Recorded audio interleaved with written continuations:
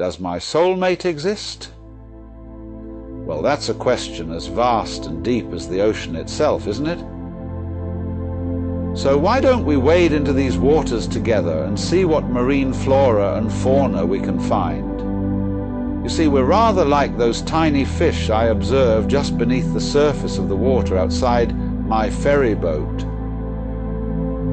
We're swimming in an ocean of existence, darting this way and that, always searching for something, food, safety, or perhaps a perfect partner.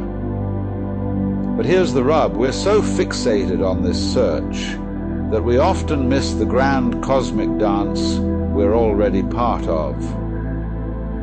The idea of a soulmate is a beautiful notion, isn't it?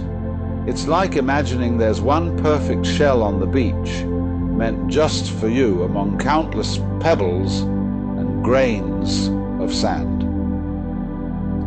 But let me ask you this: is the ocean incomplete without that one specific shell? Is the shell somehow lacking if it's not found by its destined collector? You know, the ancient Greek philosopher Plato had a charming myth about soul mates. He suggested that humans were once whole androgynous beings, these primordial creatures with 4 arms, 4 legs, and a single head with 2 faces.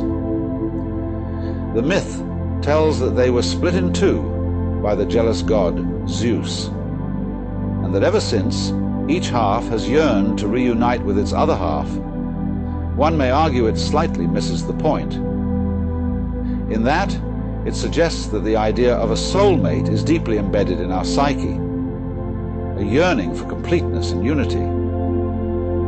Yet we must not be so literal. The myth, like all myths, is symbolic.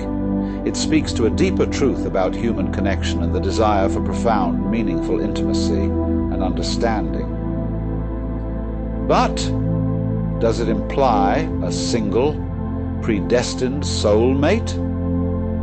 I'd argue not. To turn to Buddhism now, we see the concept of soulmates is not prevalent. Instead, the focus is on impermanence and the transient nature of all things. And that includes relationships. The Buddha taught that attachment leads to suffering, and while deep, meaningful relationships can be sources of great joy, they are also transient and ever-changing. Consider the wisdom of the Taoist sage Chuang Tzu.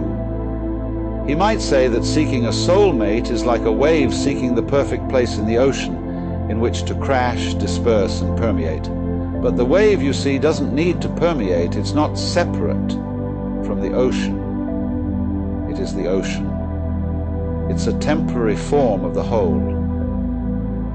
The Taoist view might suggest that a soulmate is someone with whom we find a natural harmony, a yin to your yang. This is not about a predestined partner, but rather about the ebb and flow of relationships and finding balance within them, within the broader circus of life. In the same way, you and I and every person we meet, we're not separate entities bumping into each other like billiard balls.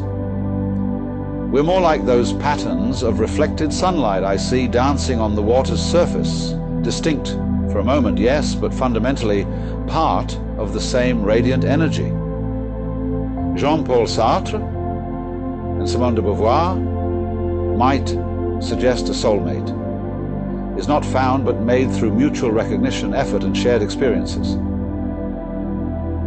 Sartre's idea of bad faith warns us against the notion that there is a preordained essence to our lives, including our relationships. So does your soulmate exist? Well, in a sense, everyone is your soulmate. The grumpy fellow at the grocery store, the giggling child in the park, the busker you pass on the street, they're all manifestations of the same cosmic dance you're part of. But here's the truly marvelous thing. When we stop searching so desperately for that one perfect other, we might just find that the whole world becomes our soulmate, and that its best manifestation enters our lives in the form of one or more particular people. That when we accept, embrace, and love ourselves as we are, when we know we are both whole and part of a greater whole, that the other side to our coin might appear. It's a backwards law, you see, like a slippery bar of soap in the bath. And the harder we crash and thrash and clutch at it, the more readily it will shoot from our grasp. What if instead we relax and let it float to us with much gentler encouragement? We relax into the knowledge that every person we meet, every experience we have, it's all part of this grand love affair with existence itself. We must remember. We are an aperture through which the universe is looking at and exploring itself. Our relationships, all of them, are the universe loving itself, playing with itself, exploring itself through us and through our lives. So instead of asking if our soulmate exists, perhaps we might consider asking, how can I love more fully, both myself and others? How can I dance more joyfully with all of existence? How can I dive deeper into this moment, this relationship, this life? So, does your soulmate exist? The answer, my friend, is both yes and no. Yes, in the sense that profound, meaningful connections are possible and can feel like a meeting of souls.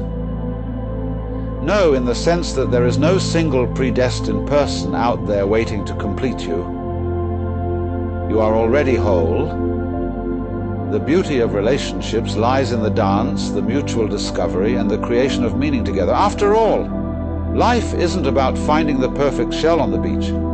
It's about marveling at the entire ocean, with all its mystery, its danger, and its breathtaking beauty.